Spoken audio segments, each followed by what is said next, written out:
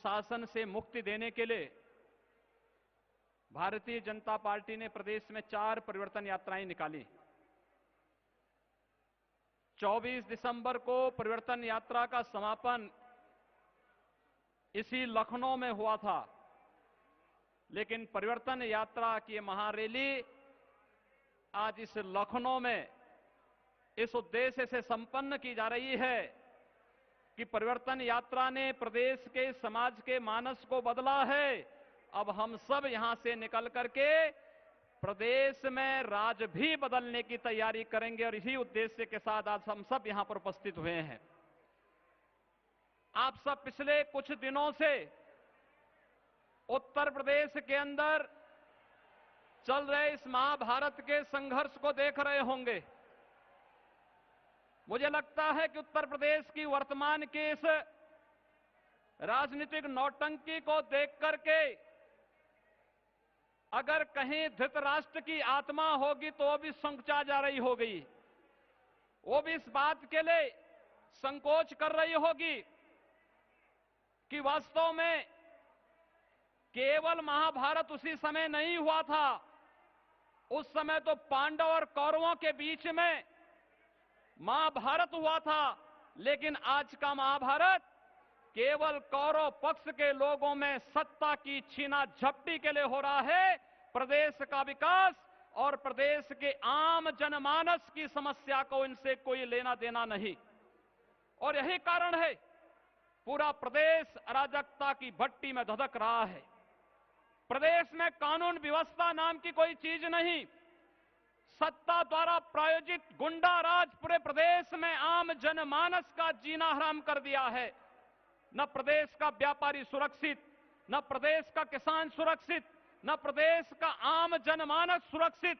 और इन स्थितियों में प्रदेश को भ्रष्टाचार से मुक्त करने के लिए, प्रदेश को इस गुंडा राज से मुक्त करने के लिए, प्रदेश की इस अराजकता से मुक्त करने के लिए भारतीय जनता पार्टी ने संकनाद प्रदेश में परिवर्तन के वाहक के रूप में स्वयं बनकर के किया है। और आप सबको इस परिवर्तन का वाहक बनना है। इस उद्देश्य से हम सब यहां पर उपस्थित हुए हैं। हम सब आपसे अनुरोध करना चाहेंगे, 14 वर्ष हो गए हैं, हम सबके सामने, प्रदेश के नौजवानों के सामने आज पहचान का संकट आया है। उत्तर प्रदेश का नौजवान इतनी उर्वरा भूमि, इतना बौद्धिक रूप से परिपक्व और देश और दुनिया में अपने पुरुषार्थ से सब कुछ प्राप्त करने की क्षमता रखता है, लेकिन आज उत्तर प्रदेश के नौजवानों के सामने अपनी पहचान का संकट खड़ा किया है। उत्तर प्रदेश में सपा, बसपा, सपा इन सरकारों ने, और ये पहचान का संकट आज जब हम सबके सामने आ खड़ा हुआ है तो हम सब कहना चाहेंगे कि आपके पहचान के लिए संकट खड़ा करने वाले समाजवादी पार्टी हो या बहुजन समाजवादी पार्टी, आप इन लोगों के इस नूरा कुश्ती में पड़ने की आवश्यकता नहीं। जब आप प्रदेश में गांव-गांव और घर-घर जाएंगे तो प्रदेश की जनता को बताने की आवश्यकता है कि अगर भारतीय जनता पार्टी की सरकार होती तो प्रदेश में कैराना जैसी घटनाएं नहीं घटित हो सकती थी। प्रदेश में अगर भारतीय जनता पार्टी की सरकार होती तो बरेली में हिंदू विरोधी दंगे नहीं हो सकते थे। प्रदेश में भारतीय जनता पार्टी की सरकार होती तो मुजफ्फरनगर की घटना नहीं घटित हो सकती थी।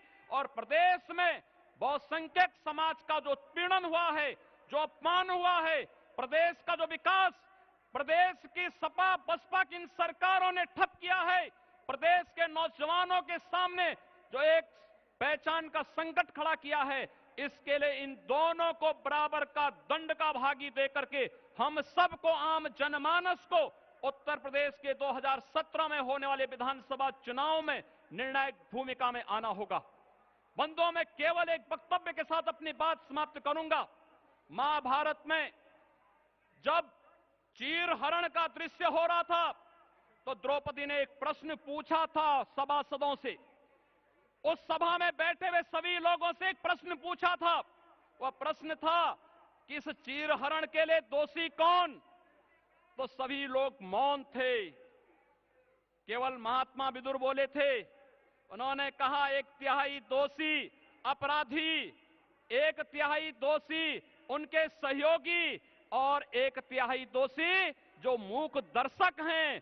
प्रदेश का चीर हरण आप सब मौन बन करके देखते मत रहिए और केवल समाज ही नहीं, राज बदलने की तैयारी करिए। धन्यवाद। जय श्री राम।